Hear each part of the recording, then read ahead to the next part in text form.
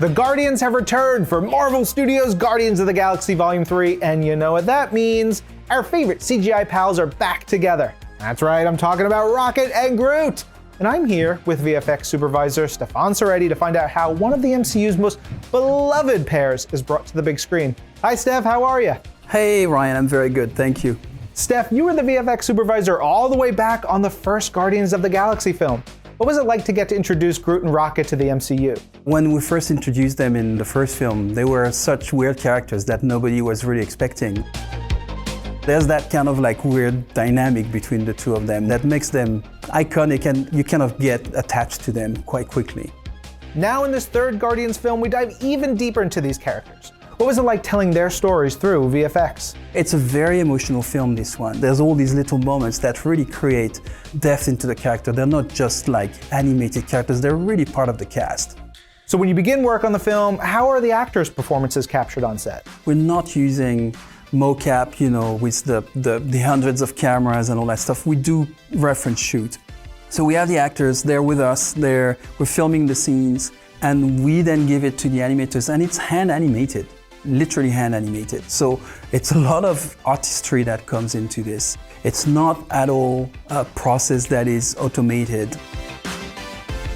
So we really shot the entire scenes on a virtual set where we could actually capture the motion of the camera, which was very important for James to use in our full CG scenes, the same type of camera operation that we use throughout the film to make it seamless with the rest of the film. We have an actor playing Rocket, we have some stand-ins for Groot, and that was really helpful actually for us. We ended up using his references quite a lot actually, even sometimes to the point where we had little moments where there's eyes rolling. And once you have the actors' performances, what additional visual reference do you capture while you're on set? We have to shoot what we call clean plates so that we can paint out the actors that are not supposed to be here and replace them by our CG characters. So we 3D scan all the sets, we capture the light with what we call light probes. We also had a company called Legacy that worked with us and created 3D versions from the drawings from VizDev of how these characters would look, with perfect fur and all the mechanical arms and things like that, so that we could have a good reference on set in terms of lighting. So that what we can do then is really recreate in the computer a virtual representation of the real world in terms of lighting, in terms of the space, in terms of everything that the CG actors have to interact with. When we integrate our characters within the plate, everything feels seamless and that they feel like they belong to the environment they're shot in.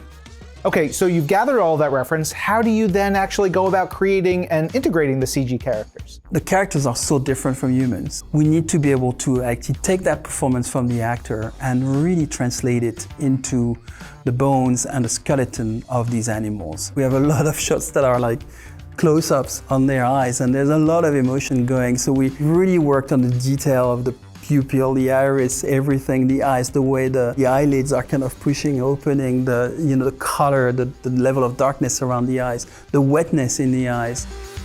When you see a CG character animated, especially one with fur, there's a lot of things involved in that are extremely complicated. So if there's wind, we need to have a little bit of wind in the fur. If there's two CG characters touching each other, we need to do, the fur kind of, getting displaced by the motion. For Groot, when he's more young, his face is more malleable when you've seen him like as baby Groot. But as he grows to become more of a tree, we wanted to bring that kind of level of expression that was kind of very detailed in the first film. All these little details are helping us really bring the moments where it needs to be funny, the moments where we need to have the emotion. Once we've shot this, we start dropping very simple models of the characters. And then we get into what we call blocking animation at the vendor, which is a very rough animation, but it's a little bit more detailed. And then as we push through, we start getting, better animation, more finished animation, we start getting renders. It's a very long process. It's not something you press a button and you get it. You have to have a very talented animator and FX team. Everyone is clearly so freaking talented. Steph, looking back at all of your work throughout the Guardians franchise, how does it feel to get to bring the story of these characters full circle? It's been very gratifying to go back to the origin of Rocket and Groot and telling that story, because that was a huge focus obviously for me and my teams on the first film, to make sure that these characters would be able to carry the story. And now that Rocket is really the centerpiece of this third film, it puts a lot of pressure on us, but also it's very gratifying to see the results coming together. Steph, thank you so much for joining me. Oh, that was a pleasure. Thank you so much for inviting me. Anytime. And everyone out there, go experience Rocket and Groot in Marvel Studios' Guardians of the Galaxy Volume 3 in theaters now.